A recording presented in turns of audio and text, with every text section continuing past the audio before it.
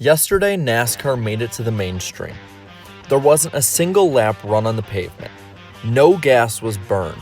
No travel was needed. Instead, this came from the comfort of each driver's home. This being done on the racing simulator iRacing. Make no mistake, yesterday's race, culminating with Denny Hamlin edging out Dale Earnhardt Jr., marked a historic and defining moment for the sport. Esports has been a quickly growing market in the world economy.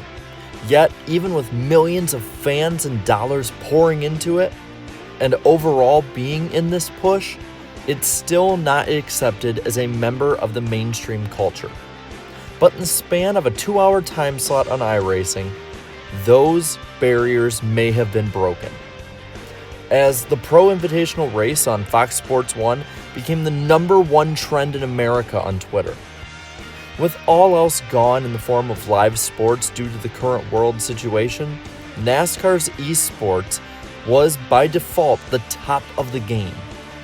But how and why did it get to this point, and why is it so important for NASCAR fans? It came from, in large part, the connection to video games that NASCAR fans have had. I don't want you to mistakenly think that I think iRacing is a video game. It's far from it. It's a simulator. But overall, they do help serve a unified purpose to strengthen the ability and the immersion of race fans. Looking at the younger fans to start. From experience, I can say that having video games to race on growing up really helped give me the racing fix that I was missing during the school week. And while a lot has changed in the last 12 to 15 years since I was a kid watching NASCAR, many of the same traits apply generation to generation. A kid getting into the sport today views a game like NASCAR Heat 4 in a similar way that someone like myself would view NASCAR Thunder 2004 back in 2005. While the two games vary greatly in quality, they serve the same gateway purpose. Now, while kids may have this connection to video games, it doesn't continue to be so simple moving up in age. Teens and those in their younger 20s like myself aren't exactly looking to solely just race as their new favorite driver. They also don't usually have as much time as new responsibilities in life get in the way of it. Instead, these games now offer two main incentives for them. Firstly, is to race competitively.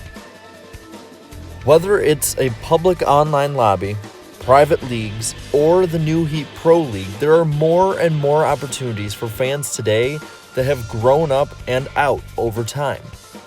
These games now literally add options, both fiscally and socially, of advancing in the sport itself.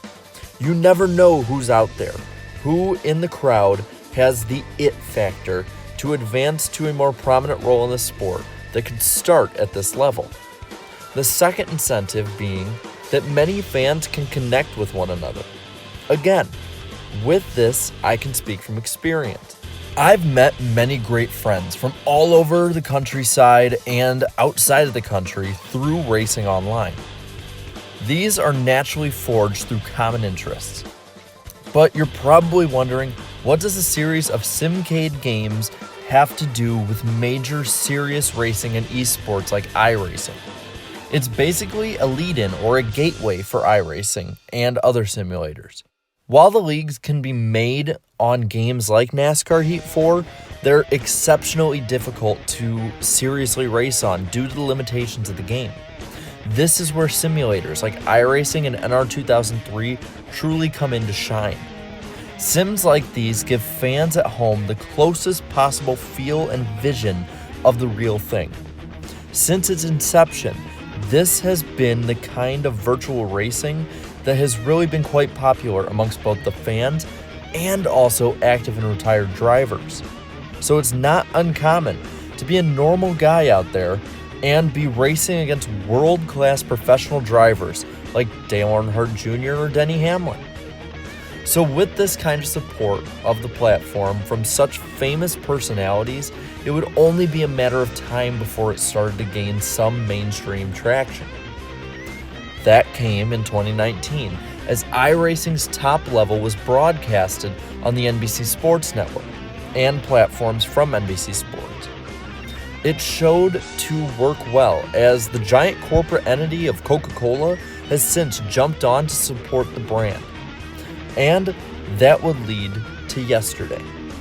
With the postponement of all sports opening the door, iRacing had its moment to shine.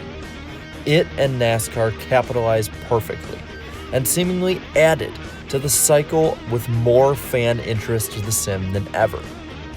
But now, hearing all of this and seeing what we saw yesterday, I want to pass this all on to you.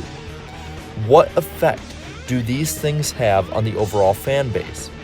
Let me know your thoughts in the comments down below. And while you're at it, be sure to like this video and subscribe to my channel for more great NASCAR content. And until next time, have a good one.